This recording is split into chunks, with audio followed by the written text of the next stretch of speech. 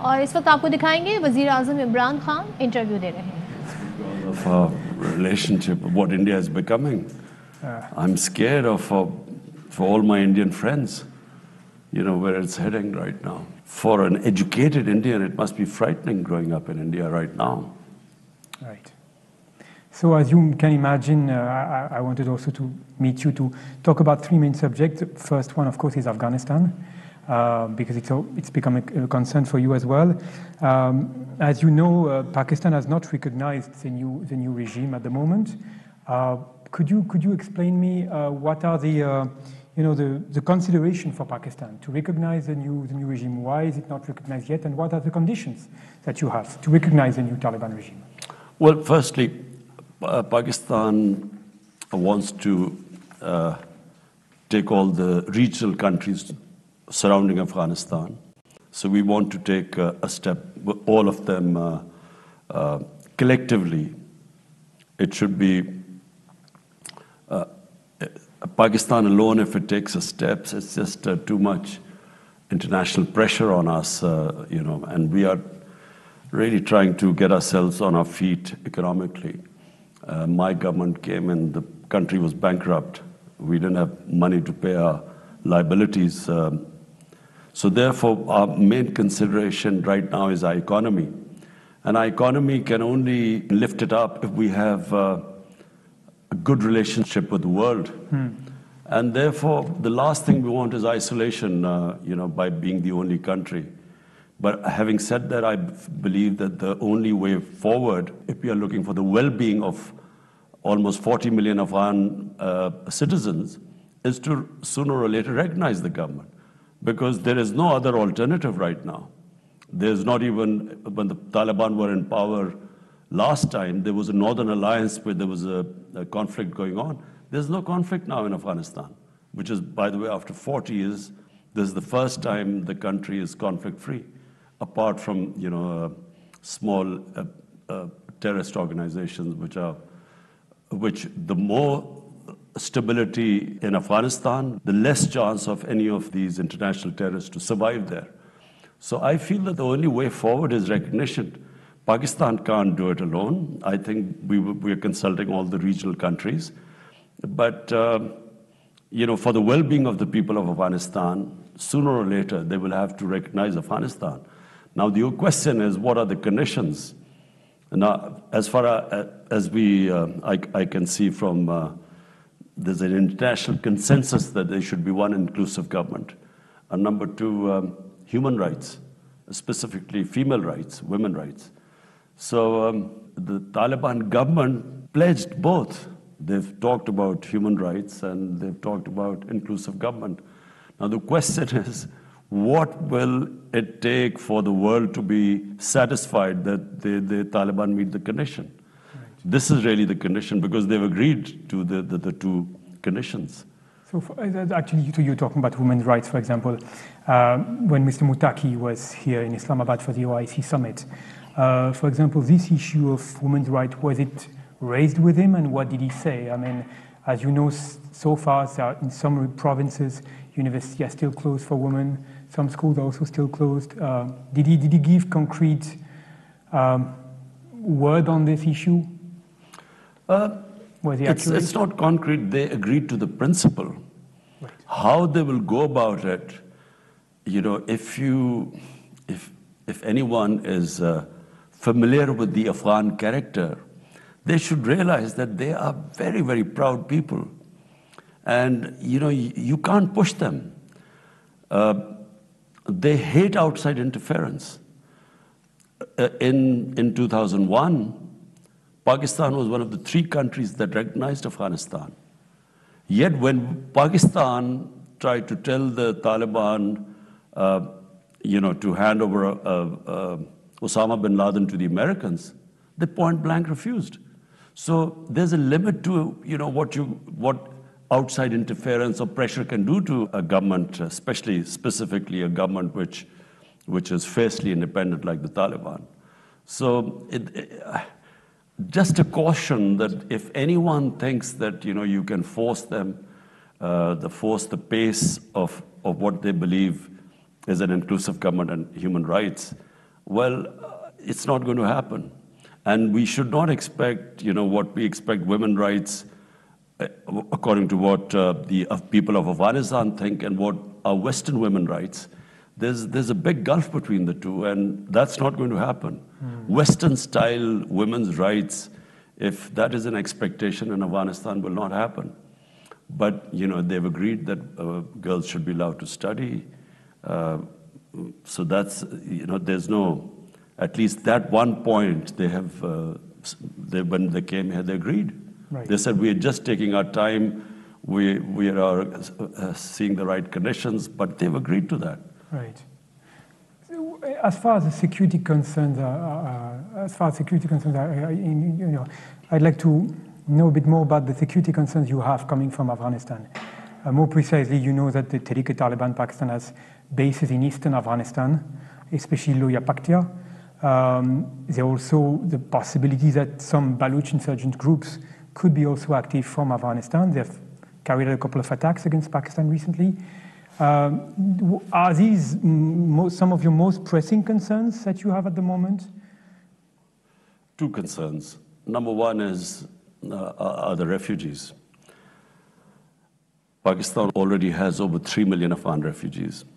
And the worry is, if things deteriorate in Afghanistan, if this humanitarian crisis gets worse, then there will be a bigger flow of refugees into the country. Already, we have almost, since the fall of Kabul, we have almost 240,000 Afghans who've come into Pakistan. So number one, the country just cannot take more refugees. We don't have the resources. And secondly, before the fall of Kabul, 3 groups operated from Afghanistan. Number one was the TTP, Pakistan Taliban. Number 2 was Baloch terrorists. And number 3 was ISIL. So our belief is that the more stable the Afghan government gets, the less chance of these groups to operate from there. Right. So therefore, we have reasons, but probably Pakistan has the strongest reason for stability in Afghanistan for these reasons: refugees and terrorism. Right. So it means that when the Afghan Taliban are saying that they will not allow their country to be used by terrorist organizations against any other country, do you trust them when they say that? Yes, I trust them. Right. I think anyone who has who dealt with the Afghan Taliban, and I'm talking even of in 2000, one thing you can say is that they used to stick to their word. I mean, when when our truckers or people used to go, after the Taliban took over, when they used to go to Afghanistan, previously, after every 50 miles, there was a warlord who used to take money. When Taliban came into power, basically there was complete security everywhere. And when they guaranteed security, you got it. So we believe that they will, because it's in their interest. What Taliban or government would want most of all is to look after their people, and they can only look after them if there's security and trade. Right. So I think, yes, as I said, not only our government, all the neighbors believe that stability in Afghanistan is extremely important. For Central Asian republics, Afghanistan, from Pakistan and Central Asian republics' point of view, it connects Pakistan through Afghanistan. We get connected to Central Asia, and they get connected to the Indian Ocean, where they can take the goods out. So all of us are interested in stability there. Right. So when the UN points out that the Taliban still have connections with Al-Qaeda and other foreign jihadist organizations, you think these concerns are not justified? Well, you see, the Taliban will suffer if there's, if there's terrorism from Taliban soil, international terrorism, then they are going to suffer. So it's in their interest to stop the international terrorism. Right. Okay. Let's talk about France a bit. Can you tell me about how do you see the trajectory of the French-Pakistan relation for this year and the years to come? How would you like to boost the bilateral relationship? I think France is a very important country for Pakistan. firstly, I mean, Pakistan has half its exports, almost half, are into the European Union. France is one of the most important countries and a trading partner. So my Pakistan's main interest is to fix our economy, make our country stand on its feet, care about the 220 million Pakistanis. So therefore, my main interest is the economy. And because of that, France is extremely important for us. What are your requirements? What are your plans or ideas to strengthen this bilateral relationship? Do you have any particular ideas in mind that you would like to implement? Well, I mean, because of COVID, there was hardly any international travel or communication. You had virtual meetings everywhere. So, but ideally, I would like to meet President Macron and discuss our bilateral ties. Yes. Right. Have you been able to plan a phone call with him so far? Yes, I've spoken to President Macron twice. Okay. So when do you think Pakistan will appoint an ambassador in Paris? I think we are in the process of doing so. Right. Okay. Of course, I would like to talk to you about the bilateral relation between India and Pakistan, which you've mentioned at the beginning of this interview, these big two nuclear powers of South Asia. Would you say so? The abrogation of the autonomy of Jammu and Kashmir was completely unexpected for everyone. Would you say that Pakistan's security concerns vis-à-vis India has increased since then? Yes. It was the 5th August 2019 decision of India to change unilaterally the status of Kashmir. That was the beginning when our relationship just there is no relationship since then, because this is going against the United Nations Security Council resolution. And not just that, it is the way the RSS-led BJP government in India, the way it has conducted its policy towards Pakistan and specifically towards Kashmir. It is, I'm afraid, right now, there's a lot of anxiety in our part of the world that we are not dealing with a rational government. We're dealing with a government which ideology is based on hate towards Muslims, towards minorities, specifically towards Pakistan. And it's not a rational government where we can talk to them. Right. So do you have still this concern that India has not accepted the creation of Pakistan? No, I think it's, that they have to accept. The issue is simply that they are, to resolve our difference, the main difference is Kashmir. That's the main difference. And that's why when I came into power, my first step was to extend a hand of friendship to Narendra Modi. And, I know India better than most Pakistanis. So my idea was that we should have a neighborly relationship, and our only difference is Kashmir, and to settle that through dialogue. But the response we have got, I was quite surprised at the response I got from the Indian Prime Minister. And then Pulwama happened, where a young Kashmiri boy blows himself up an Indian convoy, and they blame us for it.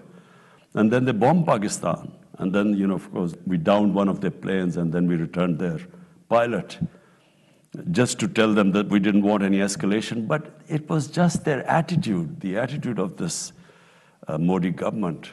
So there is no relationship right now. And at the moment, what should I say? There's just a stalemate. So what do you think can be done? How can Pakistan build friendly relations with India? Is there a first step or anything Pakistan could do to improve this? Yes, we can build a relationship with India, but it has to start from them going back to that step they took on 5th August 2019. They have to, restore the status of Kashmir, because that's a violation of international law. This is the only condition you have.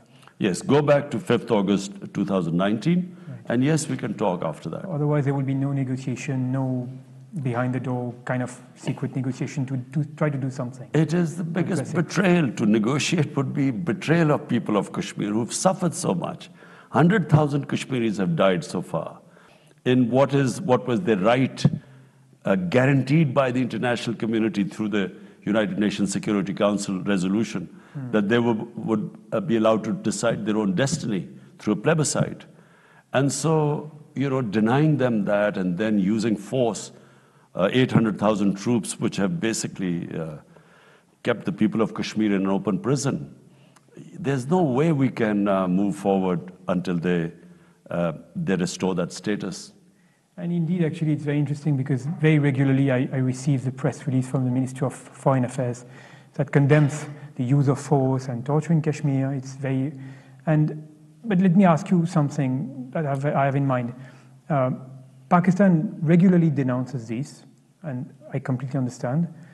On the other hand, it doesn't talk about the repression of the Muslims in Xinjiang. So my question is, do you think that maybe this lack of consistency could also dent the credibility of the accusation that Pakistan has on India, on what India is doing in Kashmir?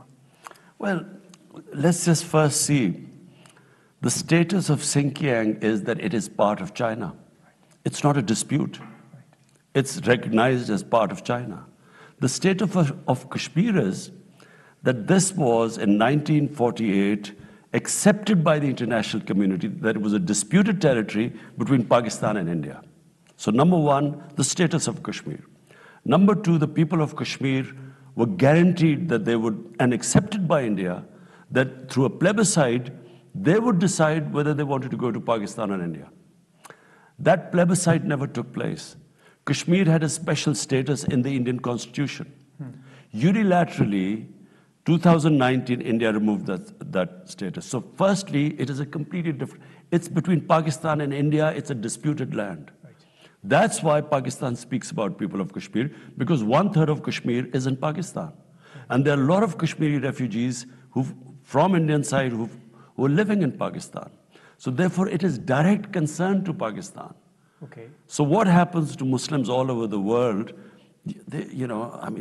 Just from Syria to Libya to Somalia, Iraq, Muslims are going through a lot right now. But my specific concern right now is Kashmir as a disputed territory between Pakistan and India. Right. Okay. So let's finish with the subject of the cooperation between the United States and Pakistan.